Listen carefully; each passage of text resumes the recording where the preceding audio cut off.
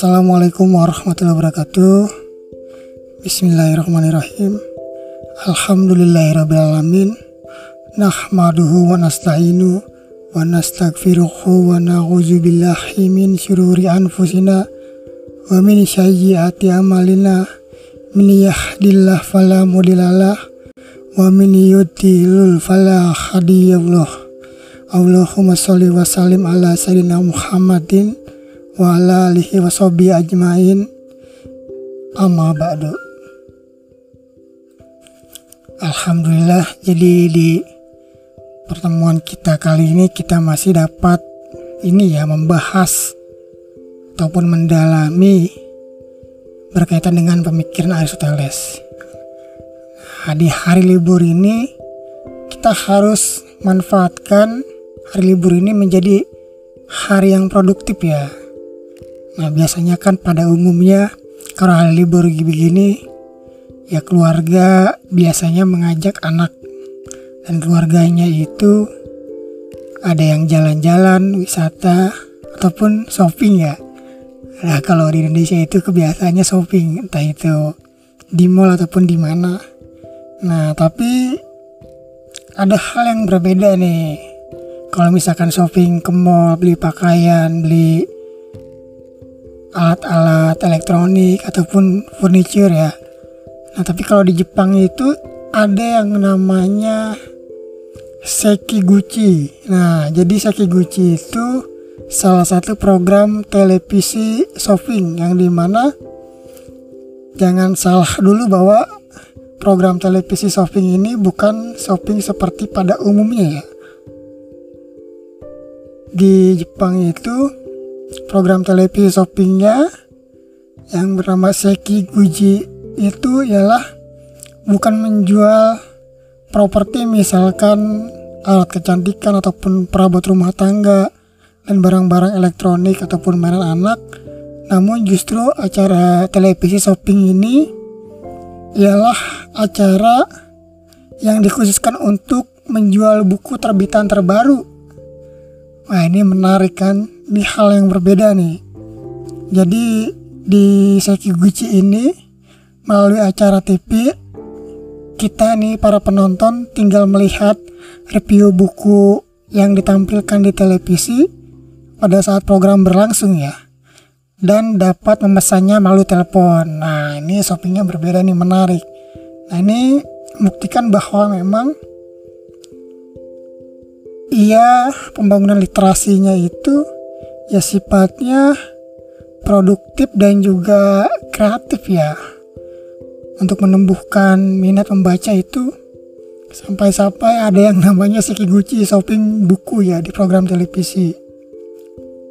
Ya, kalau kita kan masih banyak yang memanjakan anak-anaknya yang dimana dari kecil tuh dibiasakan ya kalau hari libur weekend itu mengajak ke tempat makan yang meriah gitu kan, mewah, dan juga mengajak ke tempat wisata bermain, lalu ini diajak hiburan juga ataupun ke tempat-tempat permainan anak.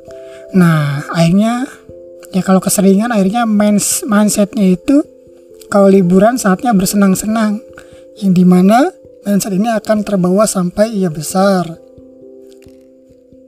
Ya, kalau libur akhirnya ke tempat-tempat shopping, berbelanja, dan juga ini ya ke tempat-tempat wisata, bukan memanfaatkannya untuk mencari bahan pengetahuannya, bahan bacaannya di rumah. Nah, sehingga ini ya, di satu sisi ya kita itu harus membangun budaya literasi sejak dini ya, karena kalau misalkan ibarat pohon bambu itu kalau sudah tua, sudah bengkok, maka sulit untuk diluruskan. Maka dari itulah kebiasaan-kebiasaan mengenalkan buku, mengenalkan wawasan pengetahuan, bahkan tempat yang menarik mengenai literasi itu harus ditanamkan sejak dini. Seperti halnya ada lagi budaya Tachiyomi itu di Jepang. Nah, jadi budaya Tachiyomi ini ia budaya membaca gratisan. Membaca gratisan yang dilakukan ini ya, masyarakat Jepang itu ketika ia berada di toko buku. Jadi kalau misalkan weekend itu ya ramai di toko buku. Masyarakat, pelajar pada membaca buku gratisan ya. Akhirnya banyak toko buku yang menyediakan buku-buku yang pembungkusnya itu sudah dibuka ya.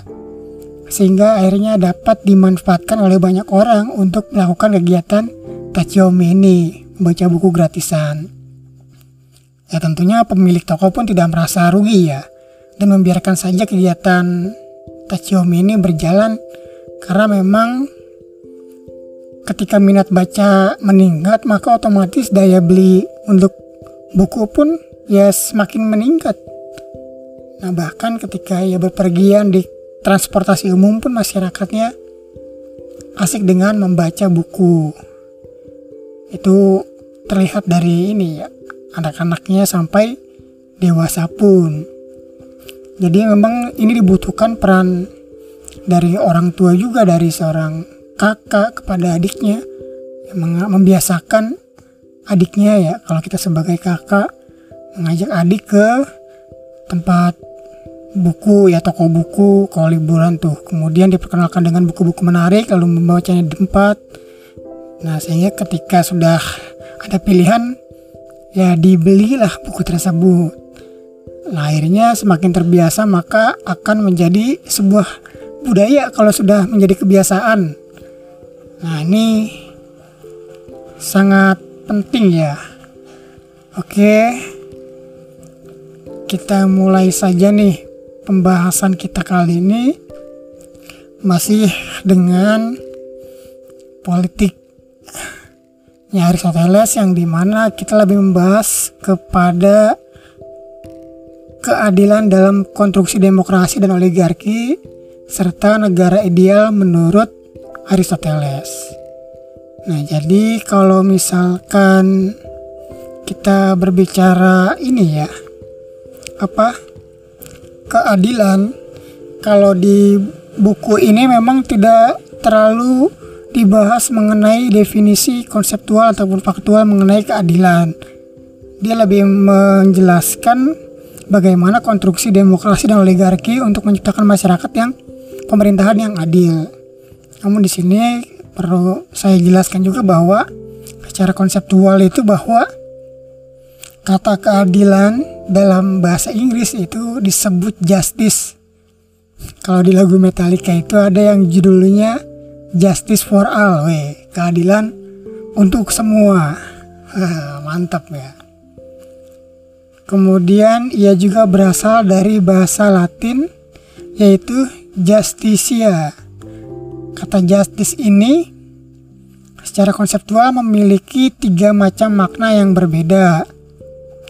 Nah yang pertama itu secara atributif berarti ia suatu kualitas yang adil atau fair.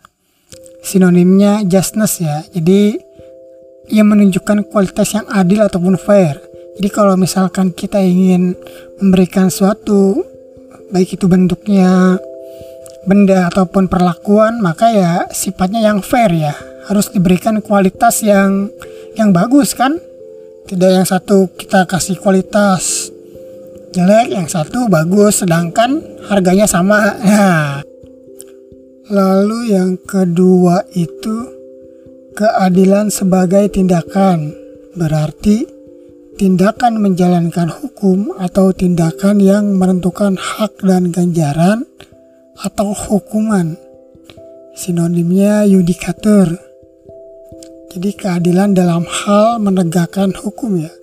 Penegakan hukum dan juga tindakan yang dimana hukum itu harus adil ya, tidak tajam ke atas tumpul ke bawah ataupun sebaliknya. Nah jadi prinsip-prinsip dasar hukum itu harus ditegakkan, yang dimana tidak berpihak kepada siapapun. Nah sesuai dengan de facto dan juga de jure. Nah ataupun aturan yang sifatnya mengikat yang dimana untuk khalayak ramai ya. Kan aturan itu ada untuk mengatur kehidupan manusianya. Itu berasal dari norma-norma dalam kehidupan yang distandarkan, kemudian norma yang standar itu akan menjadi saripati hukum. Nah, hukum akan menjadi hukum dan hukum itu akan menjadi norma serta etika dalam kehidupan bermasyarakat. Lalu ada juga yang sifatnya hukum tindak pidana ya. Ketika manusia itu membuat kesalahan dan diberikan hukumannya seperti apa, kan seperti itu tertulis ya. Lalu yang ketiga itu keadilan sebagai orang, yaitu pejabat publik yang berhak menentukan persyaratan sebelum suatu perkara dibawa ke pengadilan. Jadi di sini sifatnya lebih kepada penegak hukum ya, di mana pejabat publik yang berhak menentukan persyaratan sebelum suatu perkara dibawa ke pengadilan. Nah, sinonimnya judge, juris atau magistrate. Nah, yang dimana memang ya ketiga macam makna keadilan ini itu terjadi dalam kehidupan sehari-hari, yang dimana dalam kehidupan berbangsa bernegara itu tiga macam makna keadilan ini harus berjalan beriringan, karena tentu sebagus apapun aturan tertulis, jika tindakannya tidak sesuai perlakuan yang diberikan, bahkan oknum orang-orang yang menjalankan keadilan itu tidak sesuai dengan prinsip dan kaidah keadilan itu sendiri, ya maka tentu sebagus apapun aturan yang mengatur keadilan itu tidak akan berjalan. Nah, ini perkara manusia nih sebagai pelaksana daripada keadilan tersebut. Maka dari itulah perlu adanya moralitas otonom di dalam dirinya untuk melaksanakan keadilan sebaik-baik mungkin. Nah, lalu bagaimana keadilan itu dapat berjalan dengan baik, yang dimana tentu pada masanya Aristoteles fenomena yang dihadapinya adalah keadilan yang ada dalam konteks pemerintahan, demokrasi dan oligarki itu berbeda sejak zaman dahulu ya, di mana demokrasi beranggapan bahwa jika mayoritas setuju adalah sebuah bentuk keadilan. Namun pada oligarki, jika orang yang kaya walaupun minoritas setuju itu bentuk keadilan. Nah, ini tentu sebuah kontradiksi yang dimana ya ini sama-sama ingin menang nih kan, antara mayoritas dan juga minoritas yang sifatnya itu minoritasnya kaya. Ini fenomena yang dihadapi Aristoteles. Kalau misalkan permasalahannya seperti ini, ya kan, bagaimana kesetaraan itu bisa dicapai? Apakah kita akan mengenakan kepada 1000 orang miskin kualifikasi kekayaan yang berlaku bagi 500 orang kaya? Apakah kita akan memberikan 1000 kekuasaan yang setara dengan 500? Nah, atau jika ini bukan cara yang benar, haruskah kita mempertahankan rasio yang sama, yakni mengambil jumlah yang sama dari masing-masing dan memberikan mereka kendali atas pemilihan dan pengadilan? Nah, ini kalau misalkan menurut catatan demokrasi, yang mana yang lebih adil dari konstitusi? Ia hanya didasarkan pada jumlah saja, maka kaum Demokrat mengatakan bahwa keadilan adalah ketika mayoritas setuju. Kemudian kaum oligarkis mengatakan kelas yang kaya saja. Nah, ini menurut pendapat mereka masing-masing. Akhirnya kan, lalu keputusan harus diberikan sesuai dengan jumlah harta kekayaan kalau dalam oligarki. Ya, dalam kedua prinsip ini akhirnya mengandung ketidaksetaraan dan juga ketidakadilan juga. Karena memang jika keadilan adalah kemauan dari sebagian kecil orang dan seorang memiliki harta, ataupun keadilan adalah kemauan dari mayoritas orang, ya tentu ini menimbulkan sebuah polemik yang dimana akan terjadi pertentangan kelas juga. Nah, ini yang oligarki akhirnya ia menjadi tirani ya, karena memang ini keadilan ya sifatnya hanya bagi orang-orang kaya yang demokratis ini akan menjadi tirani juga bisa-bisa karena apa? Kemauan dari mayoritas. Nah akhirnya kalau misalkan ini berpihak kepada orang-orang yang mayoritas, ya maka akhirnya mereka bisa saja semena-mena menyita harta kekayaan minoritas yang kaya. Lalu agar prinsip kesetaraan disepakati oleh keduanya, kita perlu memahami ide sesungguhnya dari masing-masing keadilan ini antara ini ya, konstruksi keadilan dalam demokrasi dan juga oligarki. Nah, sehingga apa? Akhirnya kita mampu merefleksikan bahwasanya ya misalkan saja terdapat 10 orang kaya dan 20 orang miskin. Ini analogi yang dibawa oleh Aristoteles ya. Seandainya terdapat 10 orang kaya dan 20 orang miskin, serta beberapa ketentuan yang diputuskan oleh 6 orang kaya dan tidak disetujui oleh 15 orang miskin, dan sisa 4 orang yang kaya bergabung dengan pihak orang miskin, sedangkan sisa 5 orang miskin bersama sisa orang kaya. Nah dalam kasus ini akhirnya keinginan mereka yang berkualifikasi yang lebih besar lah ketika keduanya digabungkan itu tetap ada. Jika perbandingan mereka sama, tidak ada masalah seperti saat ini ya. Contohnya badan musyawarah ataupun sidang pengadilan yang sifatnya itu dipisahkan ketika pemilihan harus melalui secari kertas atau upaya serupa yang diperlukan. Nah ini kalau misalkan ya sifatnya mayoritas ya tentu yang menang kan dalam pemilihan yang mayoritas kan seperti itu. Namun dalam fenomena yang terjadi hari ini kan belum tentu juga. Nah, karena banyak faktor-faktor baik dari segi manusianya, kemudian teknologi yang dibangun, serta lingkungan sehingga dimunculkanlah berbagai macam strategi politik untuk memenangkan pemilihan dalam secari kertas itu.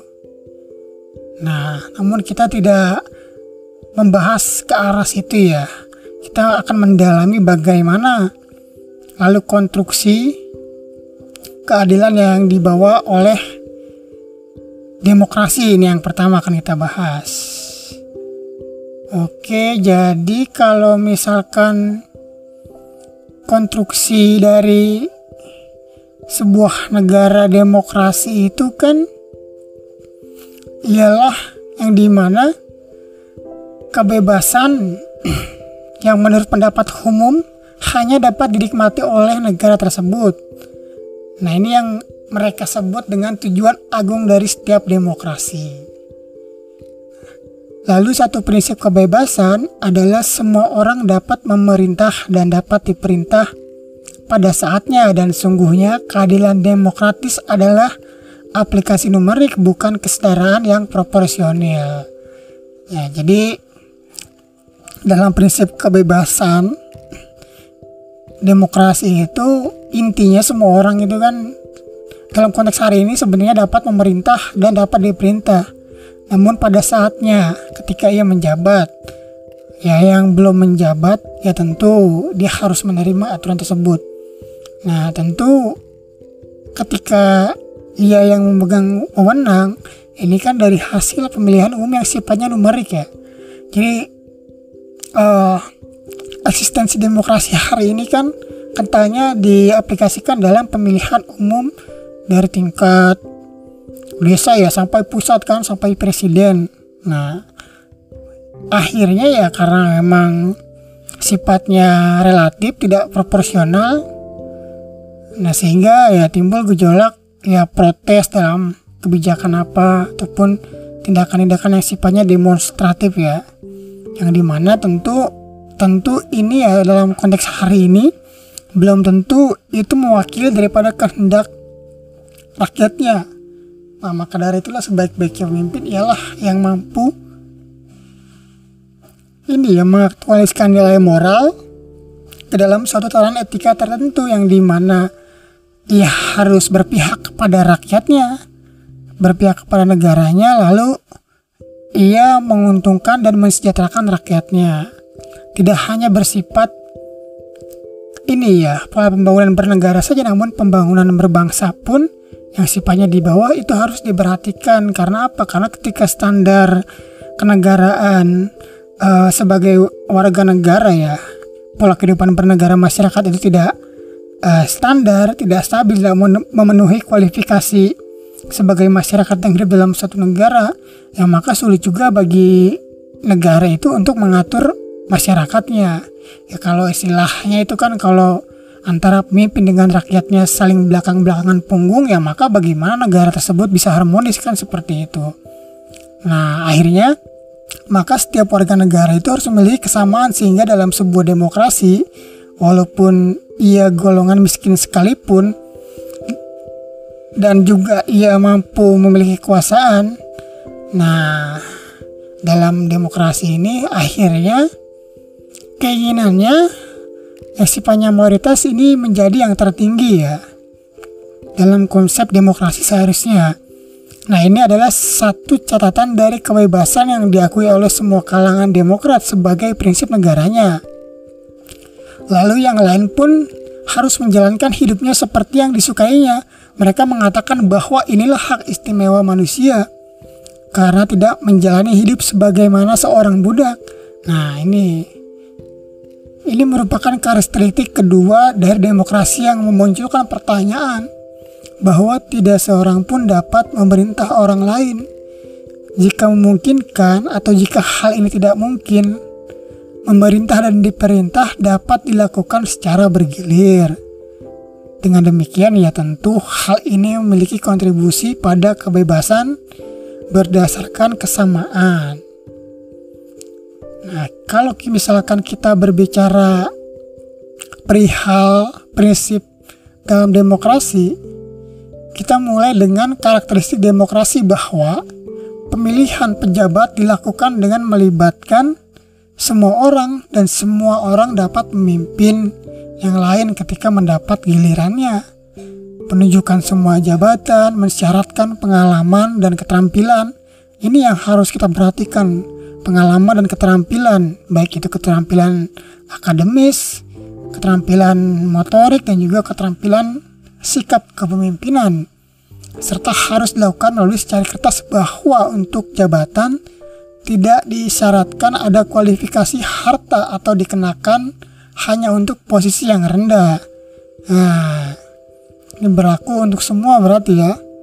Seseorang hanya diperbolehkan memegang jabatan yang sama sebanyak 2 kali atau hanya untuk kasus-kasus tertentu pada jabatan militer.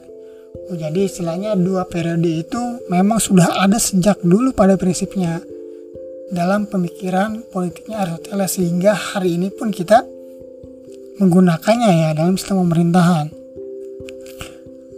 Nah, sehingga masa jabatan bagi setiap posisi itu harus singkat dan setiap orang pun berhak menjalankan fungsi penilaian dalam tataran hukum, atau para hakim itu harus dipilih ya dari semua orang yang memiliki keahlian dan keterampilan ya berdasarkan kebanyakan kasus seperti pemeriksaan pertanggungjawaban, konstitusi, kontrak-kontrak individual.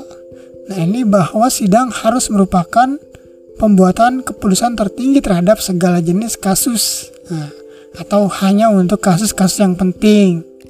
Dan majelis hakim hanya terdiri dari beberapa pejabat saja. Lalu dalam karakteristik berikutnya dari demokrasi ialah pembayaran atau pelayanan seperti halnya sidang umum, pengadilan, magistrasi, termasuk setiap orang yang menerima gaji. Ketika harus dibayarkan atau tidak sama sekali, maka pembayaran tersebut diberikan kepada sidang-sidang pengadilan, sidang umum ataupun dewan dan magistrasi, ya setidaknya kepada mereka yang terpaksa makan bersama dengan karena kebutuhan konsumsi. Nah, jika oligarki itu dilahirkan dengan kekayaan ya dan pendidikan yang tinggi ataupun keturunan bangsawan, maka kalau dalam catatan demokrasi itu merefleksikan bahwa kondisi yang sebaliknya, yaitu demokrasi itu kelahiran dari kelas yang lebih rendah, ia lahir dari kemiskinan, pengangguran, lalu keterkekangan atau perbudakan. Sehingga catatan lain ini, tidak ada lembaga magistrat yang abadi sifatnya. Tapi jika ada lembaga yang berhasil melalui transisi perubahan konstitusi, maka harus dilucuti dari kekuasaannya. Nah, ini ketika ada ingin yang merubah tatanan demokrasi, itu harus dilucuti dari kekuasaannya dan penanggung jawabnya, karena itu sama saja mengkhianati konstruksi negara demokrasi. Nah, sehingga perlu dipilih lagi. Kalau misalkan terjadi hal seperti itu, tidak lagi melalui pemungutan suara, itu bisa saja langsung menyiapkan calon ini tunggal yang dimana yang mewakili suara mayoritas. Nah, ini adalah aspek yang umum bagi semua demokrasi. Tetapi demokrasi dalam bentuk aslinya itu, ya, ini perlu diperhatikan dan dicatat bahwa demokrasi dalam bentuk aslinya didasarkan pada prinsip keadilan, yakni semua orang harus diperhitungkan secara sederajat, yang berarti bahwa yang miskin tidak lebih berperan daripada yang kaya dalam pemerintahan, dan tidak hanya satu-satunya penguasa, tapi semuanya akan mendapat giliran memerintah sesuai dengan jumlahnya. Dengan demikian, orang berpikir bahwa mereka harus mengamankan kesetaraan dan kebebasan dalam negara mereka. Ini. Nah, kalau misalkan masyarakat ataupun mereka sepakat mengatakan bahwa apapun yang diputuskan oleh mayoritas rakyat harus dianggap sebagai ketetapan hukum, ya setuju, tetapi tidak tanpa persyaratan. Nah, jadi harus ada persyaratan, karena ada dua kelas ketika sebuah negara tersusun dalam demokrasi, yaitu kelas masyarakat yang kaya dan juga miskin, yang dianggap sebagai hukum, dan keduanya atau bagian yang lebih besar dari keduanya setuju dan tidak sepakat, karena memang disetujui oleh jumlah yang lebih besar dan mereka memiliki kualifikasi yang lebih tinggi. Nah, jadi sifatnya harus ada syarat-syarat, ya, tidak hanya sebatas mayoritas saja. Nah, dari keempat jenis demokrasi yang pernah disampaikan sebelumnya kan, jadi demokrasi yang terbaik itu ialah yang dimana demokrasi dari urutan pertama yang sesuai dengan klasifikasi alami penghuninya. Apa itu yang dimaksud dengan demokrasi yang paling baik itu? Ialah kita dapat melihatnya dari isi, ya.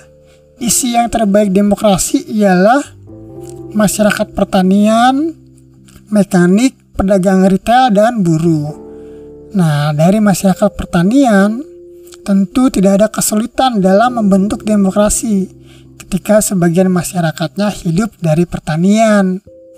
Nah, karena menjadi miskin, mereka tidak mempunyai waktu untuk bersenang-senang, sehingga ya tidak bisa sesering mungkin menghadiri musyawarah, dan juga mereka itu harus bekerja keras dan tidak dapat meminta bantuan dari yang lain, ya, kalau petani. Nah, akhirnya kalau misalkan dulu itu mereka itu merasa majikannya itu justru lebih baik daripada yang diberikan oleh pemerintah, ya, kalau dalam petani itu. Ya, buktinya para penguasa tirani zaman dulu itu mereka terima sebagaimana oligarki pada waktu itu, bahwa jika mereka diizinkan bekerja dan tidak dirampas hak miliknya, sebagian di antara para petani ini pun akhirnya cepat menjadi kaya, ya, karena hak dan juga harta yang dimilikinya itu tidak dirampas. Mereka cepat menjadi kaya daripada sifatnya yang bukan petani, ya. Sehingga inilah isi dari masyarakat demokrasi itu, ya, petani. Tentu ia harus memiliki lahan, kan. Sebagian di antara mereka cepat menjadi kaya, terlebih ya mereka memiliki kekuasaan untuk memilih anggota majelis hakim dan berhak meminta pertanggungjawaban anggota majelis tersebut. Nah, dalam beberapa jenis demokrasi ya mungkin tidak semuanya mendapat kesempatan untuk menduduki di jabatan pemerintah para petani ini. Ataupun ya kalau misalkan dalam Undang-Undang Dasar 45 yang non-amandemen itu ada istilah utusan golongan. Nah, utusan golongan ini harusnya nggak ada juga dari Serikat Tani.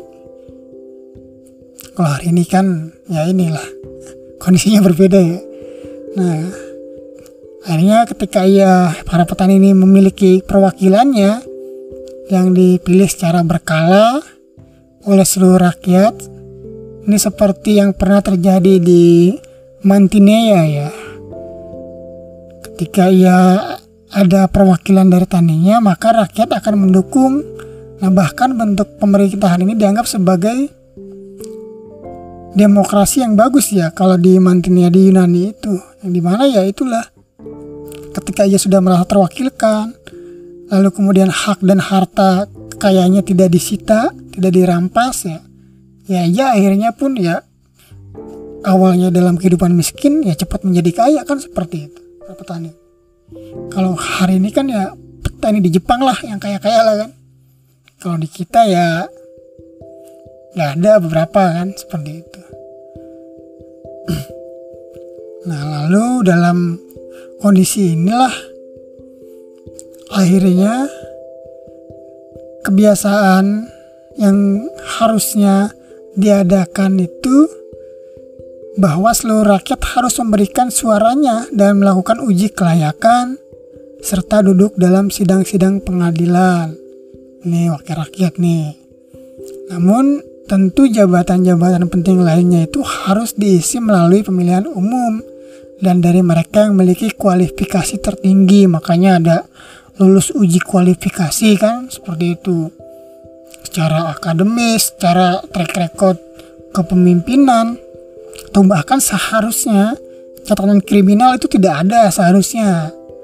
Nah, akhirnya semakin besar persyaratan yang harus dia capai, ya kan, maka semakin besar kualifikasi yang ditetapkan, maka posisi jabatan yang didapatkan, yang dibutuhkan dalam kualifikasi itu berarti menunjukkan bahwa kemampuannya memimpin itu semakin bagus, semakin besar. Nah, sehingga semakin ada daya tarik bagi masyarakat berbagai macam elemen untuk memilihnya kan, seperti itu. Ya, tidak hanya sebatas lewat kampanye-kampanye saja ya. Nah, akhirnya kalau misalkan di bawah bentuk pemerintahan seperti ini yang memiliki kualifikasi yang tinggi kan untuk menentukan pemimpin, maka rakyat merasa yakin akan diperintah dengan baik karena jabatan penting itu akan selalu dipegang oleh mereka yang terbaik. Rakyat sangat senang memilih mereka bukan karena kecemburuan terhadap prestasi mereka. Mereka yang berprestasi dan terkenal akan sangat senang karena tidak akan diperintah oleh orang yang berstatus lebih rendah. Nah, ini akhirnya ada ini ya, ada saling sama menguatkan bahwa ya masyarakat ataupun para petani ini mereka sangat senang dipimpin oleh orang-orang yang berprestasi. Kemudian orang-orang yang berprestasi itu pun akan sangat senang karena mereka ya secara prestasinya itu dan apa tidak dilangkahi oleh orang-orang yang prestasinya di bawahnya. Nah, yang terjadi kan kalau misalkan fenomenanya terbalik, bahwa loh kok dia secara akademis saja tidak mumpuni kok jadi pemimpin. Nah, itu yang repot. Akhirnya apa? Krisis kepercayaan karena orang yang berprestasi tersebut meragukan kemampuannya dan dia tahu. Inilah kenapa pemimpin itu harus tinggi keilmuannya. Nah, sehingga masyarakatnya kalau misalkan pemimpinnya prestasinya, kualifikasinya tinggi, ia akan taat dan patuh. Nah, akhirnya setiap orang itu dapat bertanggung jawab terhadap yang lain juga. Dan tidak seorang pun dapat bertindak semaunya. Karena ketika kebebasan absolut diperbolehkan, tidak akan ada aturan yang dapat mencegah kejahatan dalam diri manusia untuk tumbuh berkembang. Nah, sehingga apa? Kalau misalkan etikanya secara kualifikasinya sangat bagus dan prestasinya sangat bagus, maka prinsip tanggung jawab itu tentu akan menjadi terbaik bagi negara. Dan orang yang memerintah itu ialah tepat. Kemungkinan berbuat kesalahan terhadap rakyatnya sangat minim ya. Jelaslah bahwa ini merupakan jenis demokrasi yang terbaik. Kenapa? Ya karena orang-orang itu dipilih berdasarkan kelas tertentu, kualifikasi tertentu yang diatur oleh beberapa aturan. Bahkan hukum tua dalam ini ya sejarah manusia, orang yang menjadi pemimpin itu orang ya unggul dalam segala hal, kan seperti itu. Tidak, hari ini kan spekulasi bahwasanya biarkan untuk masalah ini dia yang lebih paham apa segala macam. Ya memang, tapi secara dasar ya minimal dia sudah paham itu tujuannya, arahnya mau kemana, kan seperti itu, sehingga dia tidak bisa dibohongi. Lalu petani ini pun harus didukung oleh aturan kepemilikan lahan. Nah, yang dimana kalau misalkan dulu itu ya ada istilah hukum melarang seseorang untuk menjual tanah miliknya. Nah, itu di zaman Yunani itu ada di kota Akropolis ya. Nah, yang dimana aturan hukum yang digunakan ini akhirnya memperkecil kemungkinan timbulnya perbuatan jahat para petani untuk menjual lahannya ataupun orang yang ingin membeli lahannya, sehingga aturan hukum yang dimiliki oleh bangsa misalkan di Akropolis atau yang sifatnya bangsa Apiteia ya, yang dimana Apiteia ini penduduknya ya seluruhnya petani nih. Mereka malah petani mereka, jadi walaupun mereka itu jumlahnya banyak, tapi ini ya properti mereka itu tercatat dalam ini ya sejarah itu bahwa lahannya sangat luas ya. Nah, sehingga ya ini sangat krusial ketika lahannya itu dimiliki oleh orang yang bukan dari bangsanya. Nah, lalu setelah pertanian ada istilah masyarakat ya mekanis, misalkan pekerja-pekerja kasar, yang dimana pekerja-pekerja maksudnya ya pekerja kasar ya bukan hanya sebatas ya kuli bangunan ataupun apa, tapi ya sebagai seorang arsitektur, teknik lah seperti itu. Nah, ini perlu dalam negara demokrasi. Lalu ada istilahnya masyarakat ini ya pastoral. Nah, masyarakat pastoral ini ialah masyarakat yang tumbuh kuat dari hasil ternak mereka. Nah, mereka ini terlatih biasanya untuk berperang, karena ya para masyarakat pastoral ini pastoral lah yang memiliki relasi antara misalkan dari desa pertanian peternak yang memiliki akses ke kota. Nah, inilah pastoral, distributor lah, apa ya mungkin bisa disebut distributor lah, ini orang yang punya relasi. Nah, sehingga karena memang aktivitasnya itu lebih kepada sosial, maka ia terlatih ya untuk berperan dan untuk menjadi tentara, yang dimana ia mampu hidup di luar rumah. Masyarakat yang memang hidup dalam alam demokrasi ya, akhirnya ini ya mereka memiliki keunggulan dalam hal ini kemiliteran, yang dimana tentu moralitas ia sebagai pekerja sudah sangat baik ya, baik dalam kemampuan mekanisnya ataupun menjadi pedagang maupun ia menjadi buruh ya, kan seperti itu kalau pedagang tuh. Ini masuk dalam masyarakat pastoral nih. Di samping itu masyarakat ini juga siap untuk menghadiri musyawarah, karena mereka terus-menerus bergerak di dalam kota Ya contohnya kalau dulu kan di Yunani di agora. Nah, sedangkan para peternak ini tersebar di mana-mana dan tidak merasakan pentingnya berkumpul untuk sebuah musyawarah. Nah, karena inilah yang tepat tuh perwakilan utusannya ya dari masyarakat postural yang dimana ya terdiri dari para orang yang sifatnya senang sosial, kemudian pekerja mekanik atau pedagang yang banyak aktivitas di kota. Kalau peternak itu kan ia tidak sempat untuk hadir ya karena yang pertama ia jauh dari kota dan sibuk dalam mengurusi ini ya hewan peliharaannya, yang dimana dalam demokrasi itu mereka ya para peternak ini harus hidup di daerah pedesaan. Nah, sehingga diharuskan ketika mereka sibuk dengan aktivitasnya, maka ia pun mampu memberikan kontribusi dalam hal segi kebutuhan ini ya kesejahteraan makanan dalam hasil hewan ternaknya. Ya tentu kalau misalkan dalam demokrasi itu sebaik-baik apapun aturan tidak akan bertahan lama kecuali diatur dengan baik oleh aturan hukum dan tata kebiasaan. Nah, maka dari itulah aturan hukum berupa pembatasan kepemilikan lahan ataupun tanah, ataupun pembatasan penjualan tanah, serta tata kebiasaan itu harus diatur dalam konstruksi negara demokrasi.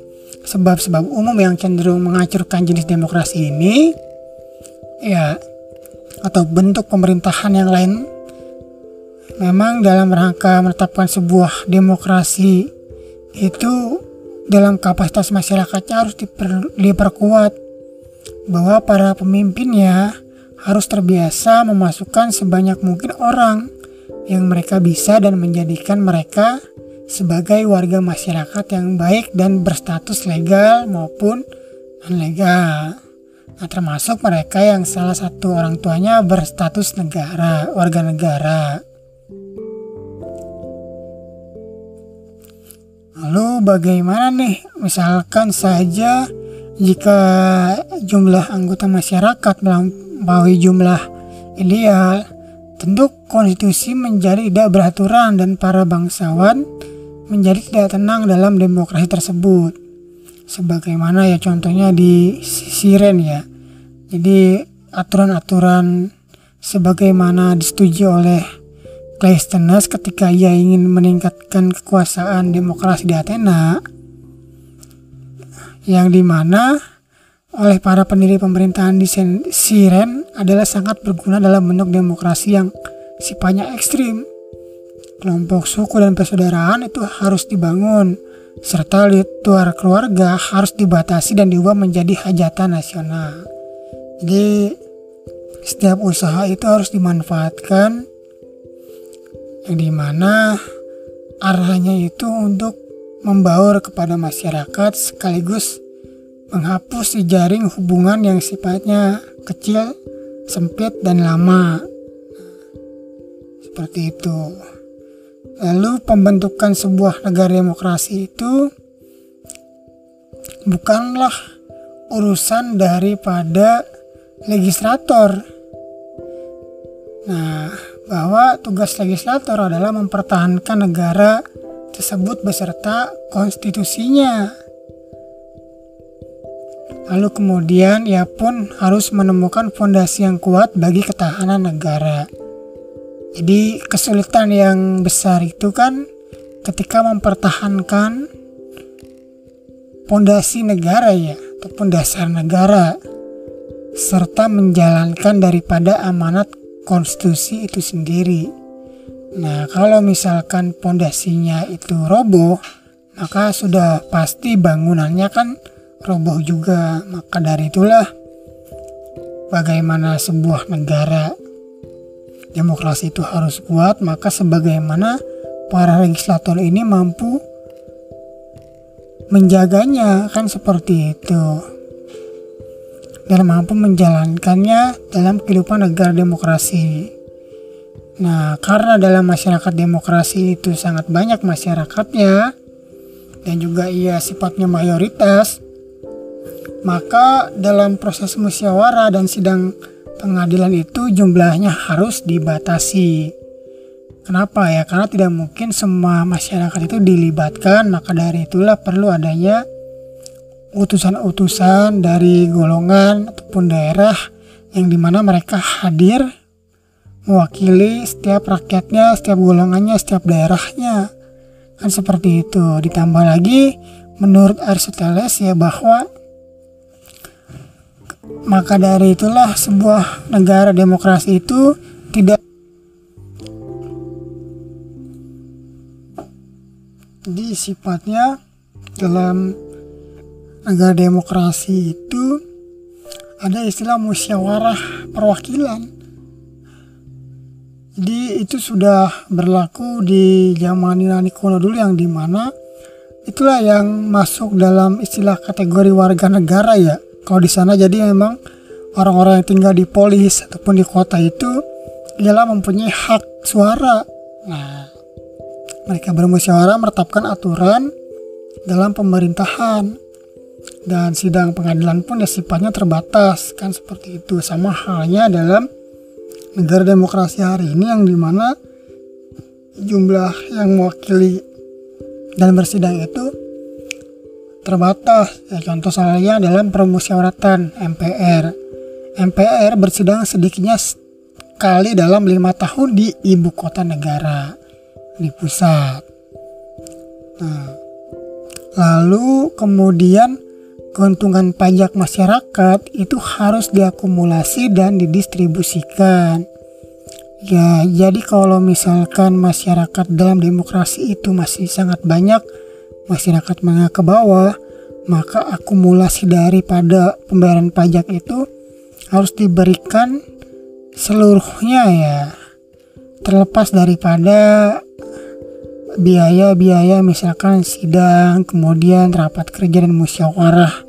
Itu tentu harus ada anggarannya juga, namun besarnya itu harus digunakan untuk pembangunan sumber daya alam dan juga manusianya yang dimana itu menjadi kebutuhan bagi masyarakat untuk mengembangkan dan memajukan usahanya, baik dalam hal segi pertanian, peternakan, kemudian ketahanan negara, lalu kemudian perdagangan, sampai ke tingkat yang lebih modern dalam pembangunan teknologi ya, teknologi informasi, serta gedung-gedung yang dimana itu mendukung untuk kebutuhan masyarakat di suatu negara, bukan berdasarkan hanya sifatnya perusahaan pribadi saja.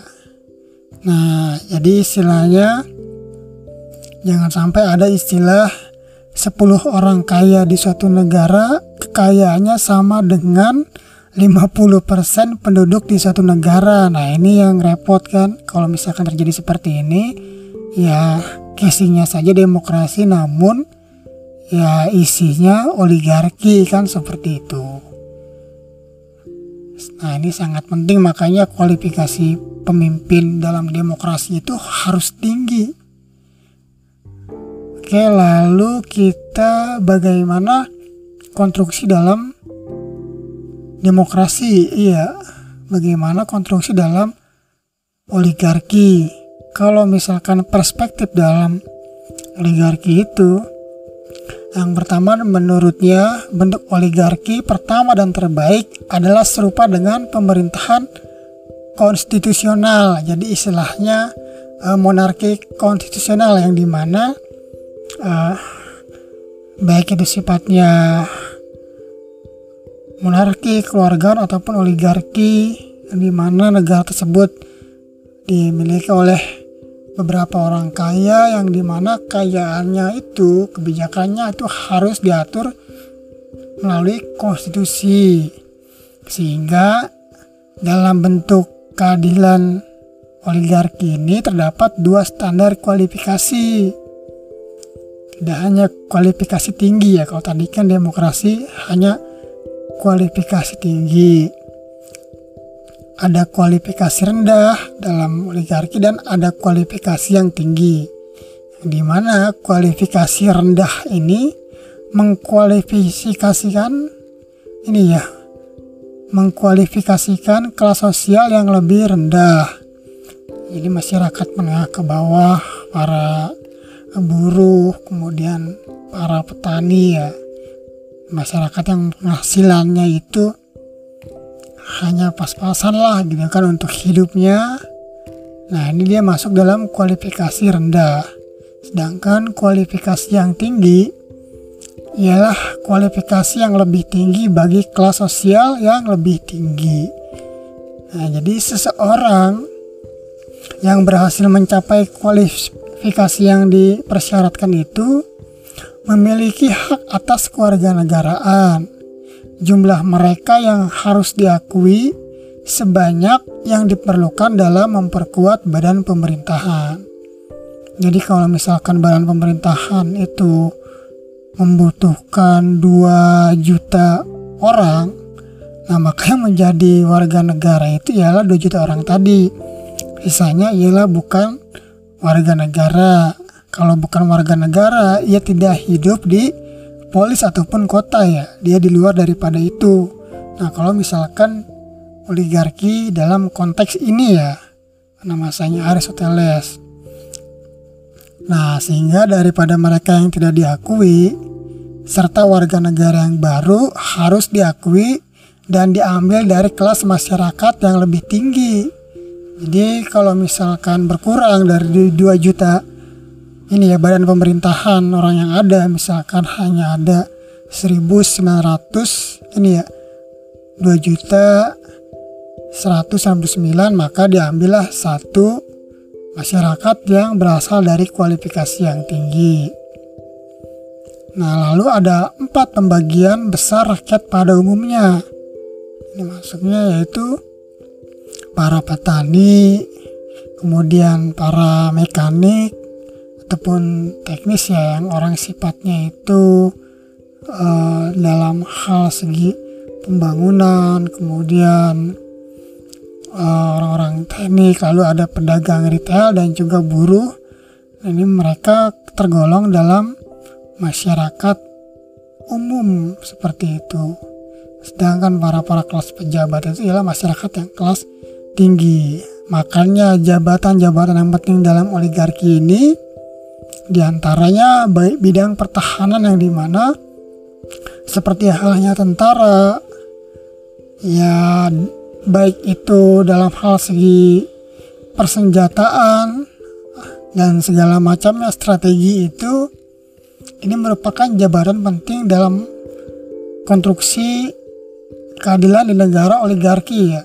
Lalu kemudian jabatan yang berkaitan dengan administrasi dan keuangan. Nah ini sangat penting karena memang inilah yang akan mengatur bagaimana pemerintahan konstitusional itu berjalan. Ya kalau misalkan tidak ada administrasi dan juga keuangan, ya dikhawatirkan kekayaan itu akan masuk ke dalam ini ya, pendapatan pribadi dari beberapa orang ini yang menjabat saja. Misalkan 15% dari pendapatan pajak negara itu dimiliki oleh ini ya beberapa pejabat, maka tentu akan menimbulkan polemik. Yang berpolemik itu bukan dengan rakyat kualifikasi rendah, tapi justru dengan mereka yang kualifikasi tinggi pun. Nah, justru dengan mereka yang kualifikasi tinggi yang ada dalam badan pemerintahan kan seperti itu. Sehingga memunculkan gejolak pertengkaran akhirnya. Maka dari itulah perlu ada juga jabatan hakim. Yang dimana hakim ini ialah orang-orang yang memang sudah terdidik sejak kecilnya, dibiasakan untuk mencintai konstitusi, mencintai negaranya, bersifat patriotik dan berpihak kepada keadilan, sehingga dalam menentukan perkara itu ia sudah teruji bahwa memang dari kecil ia dididik untuk cinta akan konstitusional, cinta akan negaranya. Nah, sehingga tidak ada sikap keberpihakan ke sana, ke sini, ke sono kan seperti itu. Lalu serta jabatan yang berkaitan dengan urusan agama. Ya ini kalau jabatan urusan agama ini kalau dulu di Yunani itu disebutnya para arkon ya. Arkon ya kan. Arkon ini yang mengatur kehidupan agama. Sehingga ini banyak nih masyarakat yang dalam kategori kualifikasi rendah datang kepadanya ya. Selain itu biasanya ya para pejabat-pejabat dalam oligarki ini mereka pun lebih dekat kepada para arkon itu sendiri kan. Nah, karena mereka ini yang akan memberikan pendidikan rohani kepada masyarakat, baik itu kualifikasi tinggi dalam oligarki ataupun kualifikasi rendah. Kira-kira seperti itu nih. Lalu bagaimana sih negara ideal menurut Aristoteles? Jadi, negara ideal menurut Aristoteles adalah seperti polis ataupun city state ya. Nah, seperti halnya di Yunani dulu tuh ada istilah ya polis kan, negara polis ataupun kota ya. Kehidupan yang terbaik bagi seorang individu dan negara adalah kehidupan yang berlandaskan moralitas. Jadi polis itu ya seperti halnya contoh sebuah negara yang kehidupannya itu berlandaskan moralitas ya. Karena jika warga negara beserta aparatnya memiliki nilai moral yang baik, maka akan tercipta dan teraih tujuan yang dicita-citakannya. Jadi itulah sebuah kehidupan negara yang ideal yang baik itu terletak daripada kehidupan yang berlandaskan moralitas. Nah, sehingga akan tercipta dan teraih tujuan yang dicita-citakannya. Lalu di sini dalam negara idealnya itu negara itu mempunyai fungsi yang dimana harus dapat memenuhi kebutuhan warganya. Negara yang ideal itu negara yang memenuhi kebutuhan warga negaranya, yang dimana ada seni, dimana hidup memerlukan banyak instrumen. Lalu harus ada senjata karena anggota masyarakat memerlukan guna menegakkan aturan hukum pada pelanggarnya. Ini. Selain itu, negara ideal menurut Aristoteles harus memiliki pemasukan kas negara. Nah, yang dimana tentu ini untuk operasional serta untuk keadilan bagi masyarakat yang tidak memiliki kekayaan dan juga harta serta lahan dan juga bahan untuk produksi dan mencukupi kehidupan sehari-harinya, maka dari kas negara inilah yang akan membantunya sebagai modal dan juga sebagai kebutuhan untuk mengelola kehidupan negaranya, kan seperti itu. Harus memperhatikan agama karena moralitas yang tertanam itu tentu ada di dalam agama itu sendiri, sehingga sudah jelas nih ya, kalau misalkan ada pandangan bahwa negara itu harus dipisahkan dengan agama, salah besar kan. Bahkan teori dari barat pun mengatakan nih ya, dari Aristoteles ya, bahwa ya fungsi dari negara itu ya harus juga memperhatikan agama.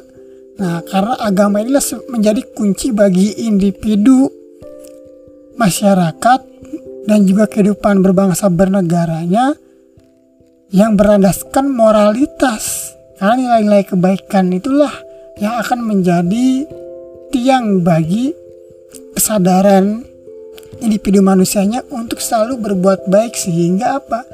Akan tercipta tujuan yang dicita-citakannya. Nah, ini tidak ada lagi ada istilah urusan politik, urusan negara, urusan demokrasi itu dipisahkan dari agama. Nah, ini dari, kalau misalkan ada pendapat seperti itu dari mana? Nah, lalu harus ada hakim yang memutuskan apa yang perlu dan norma-norma ketaatan aturan hukum. Nah, jadi seorang hakim itu harus memutuskan perkara baik itu pelanggaran ataupun norma-norma yang sifatnya ketaatan aturan hukum. Karena kalau misalkan aturan itu tidak ditetapkan, ya tidak disahkan, lalu kemudian ya bagi pelanggarnya tidak diberikan sanksi, nah maka ya tentu kehidupan masyarakat manusia di suatu kota ataupun kalau misalkan dulu di itu polis ya, itu akan semakin liar. Nah, maka yang berlaku nantinya hukum ini ya alam lah, itu kan yang kuat yang bertahan. Nah, ini repot nih. Ini kalau misalkan di kota Heraklea itu meskipun wilayahnya kecil, tapi ia dapat mengelola armada laut yang besar. Nah, maksudnya apa? Jadi walaupun wilayahnya kecil, dari segi kemampuannya untuk mengatur negaranya, ia mampu mengelola negaranya, masyarakatnya yang banyak, serta mampu membuat armada laut yang besar untuk mengarungi lautan. Kan seperti itu. Nah ini jangan sampai kebalikannya. Negaranya besar namun kemampuan mengelolanya kecil. Nah, sehingga ia tidak bisa mengarungi lautan yang besar, tidak bisa bersaing dalam tataran global, tidak bisa menjadi pemain dalam tataran global. Nah, harusnya menjadi pemain nih, apalagi Indonesia nih ya, kan seperti itu. Lalu negara ideal itu ialah negara yang bahagia. Nah, jadi kebahagiaan dalam negara di dalam pandangannya Aristoteles, menurut Aristoteles, kota yang baik adalah kota yang terletak di antara gunung dan lautan. Karena dengan berada di antara wilayah tersebut, maka kegiatan perdagangan dan ekonomi dapat berjalan lancar, seperti kota dapat dijadikan alat untuk menampung kayu atau produk-produk lainnya yang akan mudah ditransportasikan ke berbagai daerah ya. Nah, jadi kota itu ya harus terletak di antara pegunungan dan lautan, di tengah-tengah kan, karena ya itu akan menjadi tempat berkumpul masyarakat dari pegunungan dan juga pesisir pantai untuk mengelola dan juga ada interaksi serta kegiatan ekonomi yang berlangsung, sehingga dengan adanya interaksi itulah maka kebutuhan ekonominya itu bisa saling mencukupi dan kas negara pun ya tentu masuk di situ sehingga dapat didistribusikan ke berbagai macam daerah. Nah, jadi tepat sekali nih ya kalau misalkan sebuah ibu kota itu terletak di antara gunung dan lautan, tengah-tengah kan, dataran terendah lah seperti itu. Lalu untuk menjadikan kehidupan yang bahagia, nih maka manusianya harus hidup baik. Nah, itu harus hidup baik. Kedua, warga negara yang bertanggung jawab. Warga negara kalau di Aristoteles itu kan warga negara dalam konteks ini berarti kan para pemimpin ataupun para pejabat pemerintahannya yang mengatur masyarakat di luar dari warga negara. Nah kalau sekarang kan warga negara itu semua orang menjadi warga negara kan, baik itu kualifikasinya rendah ataupun tinggi, semuanya masuk dalam warga negara. Nah, jadi akhirnya ini berlaku kepada semuanya bahwa semua warga negara itu harus bertanggung jawab. Lalu menjadi seorang ahli pikir atau filosof. Nah, ini masyarakat ini harus menjadi ahli pikir. Karena apa? Karena ia akhirnya mampu menentukan hal yang baik dan benar, membedakan antara baik dan buruk, dan membedakan antara keterampilan mana yang harus digunakan. Nah, sehingga ia mampu berpikir mendalam ya, tidak hanya berpikir cepat dalam konteks ini, dan kritis terhadap kondisi yang menimpanya baik dirinya ataupun kelompoknya, bahkan dalam hal segi bernegara kan seperti itu. Nah, ini pun diatur nih. Laki-laki diharuskan menikah di usia 17-30 tahun. Nah, ini Aristoteles nih sudah mengatur dalam kehidupan negara itu untuk mencapai kebahagiaan. Laki-laki diharuskan menikah di usia 17-30 tahun. Ya karena pandangannya itu yang pertama tentu terutama sekali harus ada keturunan, bahkan sangat krusial ketika para anak-anak hakim itu di usianya yang 17 sampai 30 itu ia harus mempunyai keturunan yang dimana harus dididik ya. Jadi istilahnya ia harus merencanakan. Nah, jadi konteks keluarga berencana itu panjang nih kan, seperti itu.